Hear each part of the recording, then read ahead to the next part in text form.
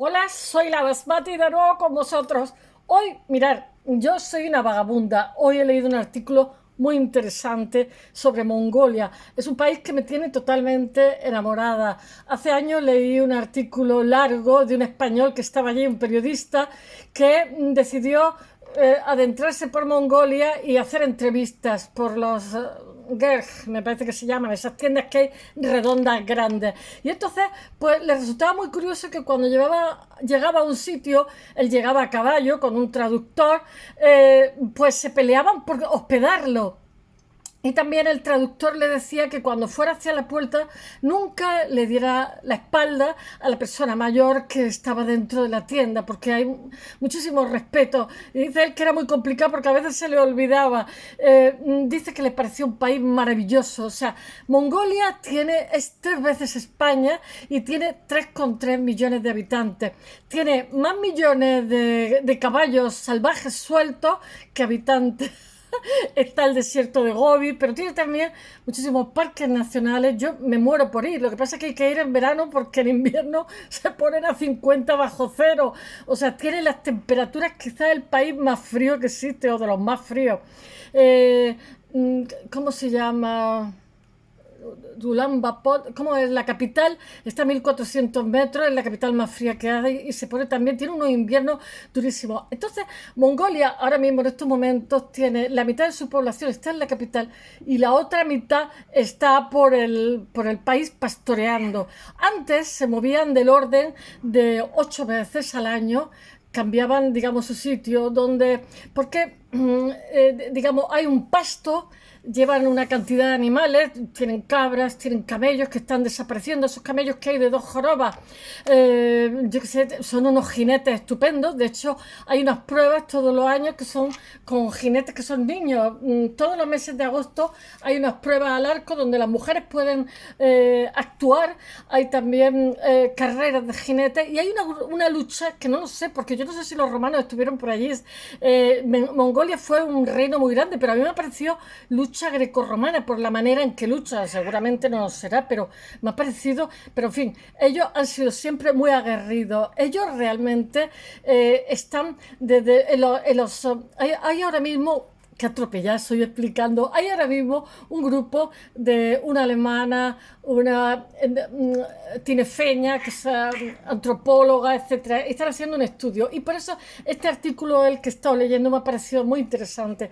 A esta tinefeña le han dado a la Universidad de Santa Cruz de Tenerife un trozo de un resto arqueológico de diferentes asentamientos, porque realmente los mongoles desde hace 5000 años hasta ahora llevan la misma vida. Lo que pasa es que debido a la globalización, algo está cambiando. Ahora mismo os lo voy a contar. Bueno, como os he dicho, voy a ver si lo hago de manera más ordenada y menos caótica. Mirad, China, ellos tienen al norte Rusia, me parece que tiene 3000 y pico kilómetros, y al sur está China. Pero ellos han sido un imperio gigantesco. Genghis Khan y su nieto Kublai Khan, el de Marco Polo. No sé si yo es que de pequeña creo que he leído más que de adulto. La maravillosa, bueno, que el que conoce es el nieto, ¿no? Ellos son predominantes del siglo III, pero realmente cuando tienen muchísima fuerza que arrasan con todas las estepas europeas es en el siglo XIII. Después, sin embargo, van decayendo. Y bueno, los mongoles pues, iban desde la India hasta el Mar Negro, o sea, no sé, atravesaban todo lo que era Asia Central, llegaban, yo qué sé, de mar a mar, en fin, pero ahora mismo su país es más pequeño, ya os he dicho, que 3 veces España, es gigantesco, y en este artículo que os he contado al principio, al español le decían que el español decía que éramos 47 millones y tal, y que era un espacio, decía, oye, pues vivirán ustedes como muy uno encima de otro, ¿no? Porque al ser nómadas están acostumbrados a los espacios abiertos. Pero voy a decir una cosa, voy a poner en el blog diferentes vídeos que explica lo que es Mongolia para que os deis cuenta hasta qué punto es un territorio intacto, pero que está muy amenazado en estos momentos por el cambio climático, porque debido precisamente al cambio climático llueve menos, tienen menos pasto y cada 5 años, cuando hay una sequía fuerte, tienen un tipo de viento, nieva muchísimo y después tienen como una ventisca que hace que bajen más de 50 grados bajo cero y se les mueren a lo mejor 800 a 1000 cabezas, y de pronto unas personas que viven bien, que son nómadas, se encuentran de la noche a la mañana que no tienen nada y tienen que mirar a la ciudad y es desastroso. Entonces el gobierno ha empezado a crear centros, infraestructura y tal para proteger a estos animales, y también están creando centros, pues yo que sé, como ambulatorios, bancos y tal, porque es que esta gente vive en un país que es inmenso, sin infraestructura, sin carreteras, sin nada. Eso hace que sea excepcional. Pero el mismo pastoreo y el mismo nomadismo y el mismo buenos jinetes y tal, la misma vida que hacen ahora, exactamente con las mismas casas, las llevan haciendo desde, yo que sé, desde el Neolítico, prácticamente hace 5000 años. Una locura. Hay pinturas rupestres donde ya aparecen estas casas que son transportadas por burros, por animales. Los caballos que tienen son un tipo de caballo muy chaparro, con la barriga gorda, las patitas cortas, etcétera. Bueno, voy a ver si lo cuento un poco porque estoy siendo atropellada. Vamos a empezar por el principio. La superficie de Mongolia, es un país cerrado al mar, no toca al mar, está empotrado al norte con Rusia y al sur con la China. Su superficie es 3 veces España. Me parece que tiene también una minoría de kazakos en su interior. Solo tiene 3,3 millones de habitantes y de esos la mitad vive en la capital, que es Ulan Bator, que es un territorio duro con una climatología extrema y unos suelos pobres con solo un 2% que es cultivable. Os voy a dar solamente unos parámetros. Os vuelvo a decir que la muralla china se construyó precisamente por la amenaza de los mongoles, porque eran muy aguerridos y los chinos le temían toda esa muralla. Imaginaros si le temían, que hicieron una muralla gigantesca. Mirad las cosas que tengo por aquí de Tintín. Objetivo la luna. ¡Ay! No sé dónde ponerlo. Es que mis gatos lo tiran todo.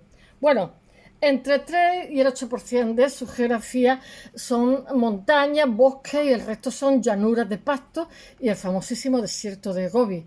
Pero bueno, no os podéis imaginar qué parques nacionales, no os podéis imaginar qué naturaleza, y todo eso está siendo ahora mismo amenazado por cambio climático. Entonces, pues lo están protegiendo la UNESCO. Ellos tienen petróleo, tienen una riqueza, pero sobre todo es que el territorio es una preciosidad, está todo intacto. No hay cables de la luz, no hay postes de wifi ni nada.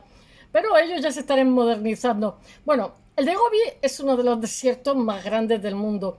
Estas casitas redondas que os he dicho que están desde hace 5000 años, de estos nómadas, de estos pastoreos, se llaman ger, que es GER.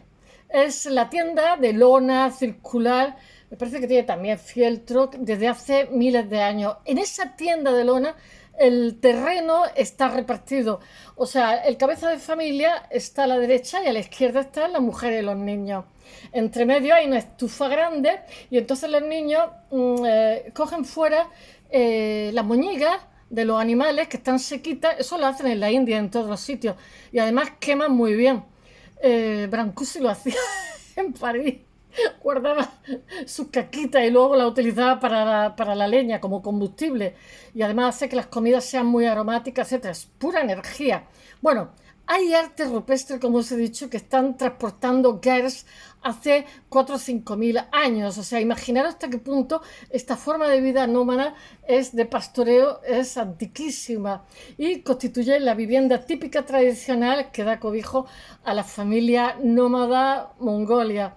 Bueno, en el centro del gers hay una chimenea, como os he dicho, humeante, y los niños recolectan estiércol seco para alimentar a la chimenea. Os voy a decir una cosa: los niños desde el principio del invierno hasta la primavera están todos internos. Hay una alfabetización altísima.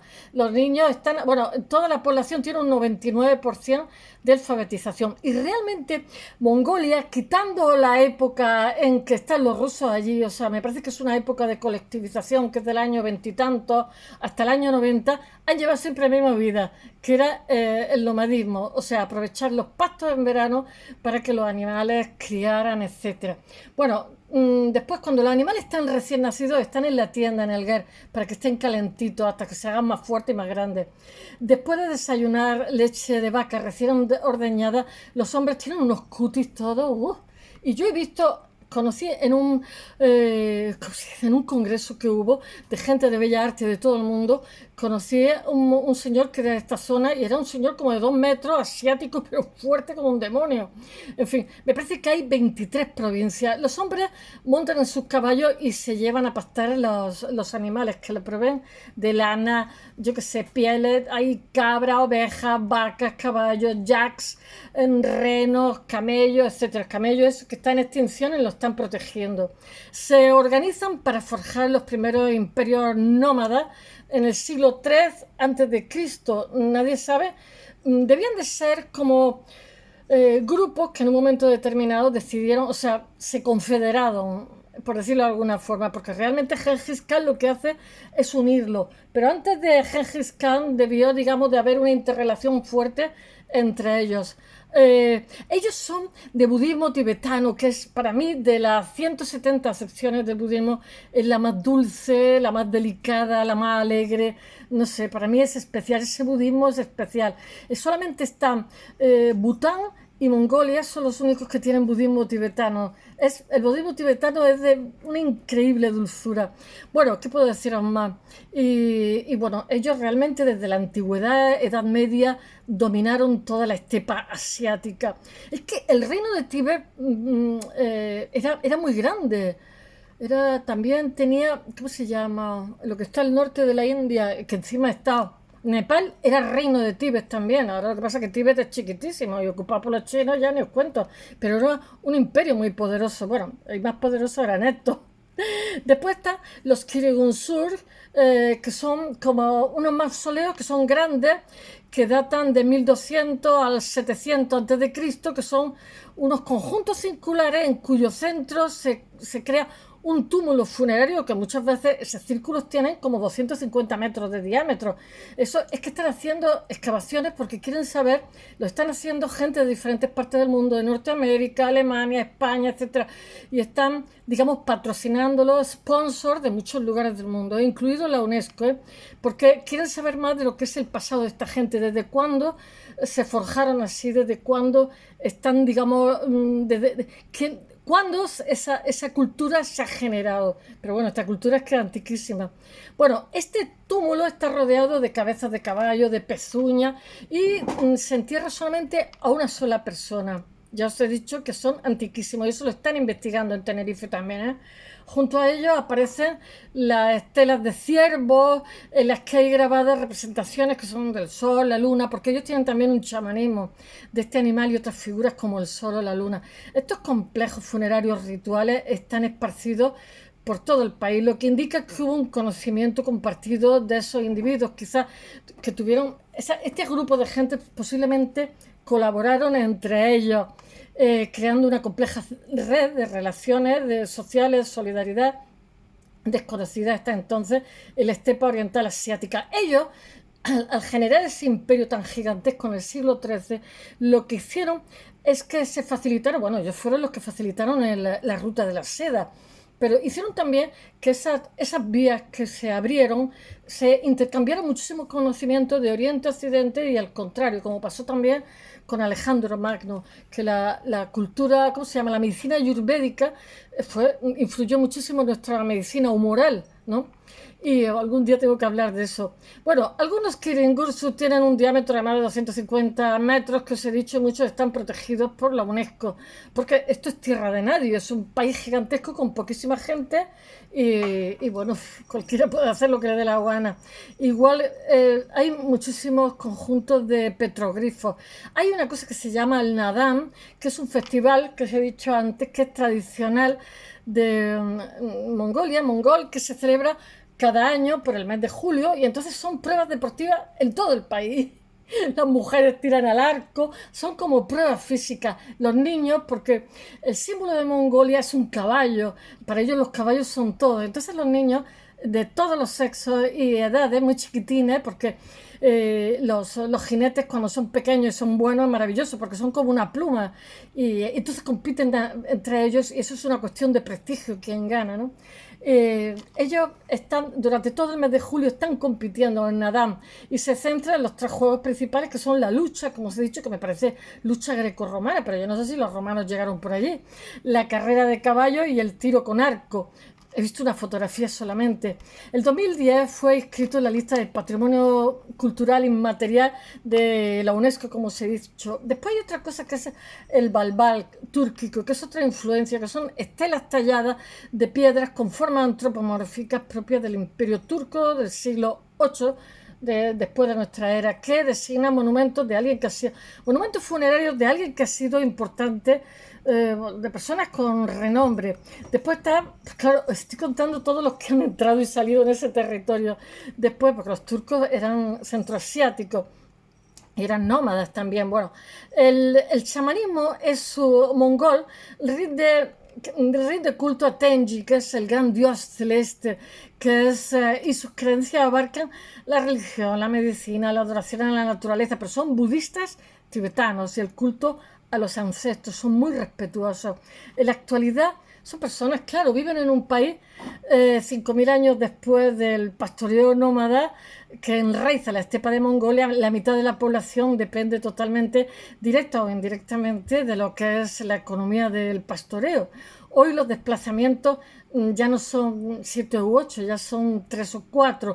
Y eso está poniendo en peligro la zona porque se sobrepastorea. O sea, cuando se desplazaban 8 veces en 8 puntos distintos, no consumían todo lo que había, pero eso suponía un esfuerzo físico terrible. En los últimos 10 años son 3 o 4, porque tanto entonces como ahora los pastoreos pasan el invierno en un lugar fijo con el rebaño estabulado. Y entonces la novedad es que desde hace unos años, durante el periodo invernal, los niños están internos, totalmente mantenidos al 100% en los colegios, porque quieren que tengan formación hasta la primavera, en las que vuelven a las casas a ayudar a la familia a practicar el nomadismo, porque los niños ayudan muchísimo, ordeñan, llevan al ganado, etcétera. Hasta el siguiente curso, en septiembre, que vuelven a ser internos todos los niños de todo el país, ¿eh? Pero salvo el periodo de colectivización, como os he dicho antes, que fue del 24 a 1990, el estilo de vida de Mongolia ha sido siempre el mismo. Ha permanecido inalterable a lo largo de, no de los siglos, sino de los miles de años, 5.000 años se calcula. Y ahora mismo se está haciendo, que es el artículo que he leído, se está haciendo a nivel internacional una investigación de lo que han sido las tradiciones de este país, cómo llega a eso, tal, cómo esa forma de vida llega a institucionalizarse, o sea, a instituirse. Más que institucionalizarse, sí, a instituirse. Los cambios más llamativos han venido de la globalización, porque hoy es habitual ver a los pastores con el cel, con el móvil y hablando por teléfono, pues es normal. Lo que pasa es que allí tienen pocas antenas mientras montan a caballo y en los GERS hay televisión y wifi, pero su vida no ha cambiado en absoluto. El clima continental presenta unos veranos muy calurosos y unos inviernos durísimos hasta los 50 grados bajo cero o incluso 60 cuando azota el sud, que llama, que es un fenómeno, como os he contado antes, un fenómeno climático que es aterrador, que está dándolo también el cambio climático. Se me va para arriba esto. Y tiene lugar cada 5 años, cuya virulencia, lo que pasa es que tiene unas repercusiones horrorosas porque arruina a la gente. Allí no hay seguros ni nada. Y se ha acentuado por el cambio climático. Están temiendo que toda esta vida de pastoreo desaparezca por múltiples motivos. es una catástrofe natural que acontece cuando tras una sequía grande en verano, de pronto llega un invierno muy muy fuerte de grandísimas nevadas invernales que levantan tormentas, ventiscas y vendavales. En ciertas condiciones los animales mueren de frío a miles por inanición, frío, y también los rebaños es que tienen unos inviernos de 50 grados bajo cero y más, entre 800 y 1000 cabezas, provocando la total ruina de una familia que se ve obligada a emigrar a la ciudad y abandonar su forma de vida nómada. Pero es tanta la población que depende, medio país, de este medio, que el gobierno está empezando a tomar medidas, está empezando a construir, yo creo que están tardando, construyendo infraestructuras básicas en todos los puntos del país, alejados de la capital, para que mejoren sus condiciones de vida. Es que tienen una economía de supervivencia y puedan acceder a servicios como un centro de atención primaria, un banco, una estación, y te da un apendicitis y te quedas, ¿no? ¿Cómo se llama? Una estación de policía. Bueno, los tiempos modernos han acarreado también problemas ambientales. Nunca había pasado, pero que hubiera conflicto por el acceso a agua entre vecinos, y en estos momentos ya lo hay, porque empieza a escasear. Para ellos las montañas son sagradas. También los pastos crecen menos porque hay muchísimas menos lluvia. En fin, y asimismo, y debido a una desertización, se dejan ver zonas donde hay sobrepastoreo porque se mueven menos, y eso está pasando factura. Pero quizás la mayor transformación sea la proyección de el futuro de esta generación, de esta gente joven de Mongolia que está viendo la televisión, que está accediendo a internet, bueno, y están pensando y han descubierto una realidad que desconocían totalmente, porque ellos nacían y morían siendo nómadas. Muchos niños sueñan con ser futbolistas o ser cantantes famosos, pero no pastores. Tampoco los padres lo están animando a que sean pastores, porque estar en medio de la nada, sin apenas nada, y expuesto a que se te muera todo el ganado de frío, pues no es la ambición de ningún padre. Y prefieren que sus hijos estudien, vayan a la facultad. Las facultades no son caras, son accesibles, vienen de la época de los rusos y son de buena calidad. Y la tasa de alfabetización es alta, es un 99%, y que ingresen los padres que ingresen en la facultad y consigan una profesión o una cualificación que les proporcione una vida más segura y confortable, pues es lo que les gustaría, como a todos los padres. Bueno, espero que os haya gustado y hasta mañana.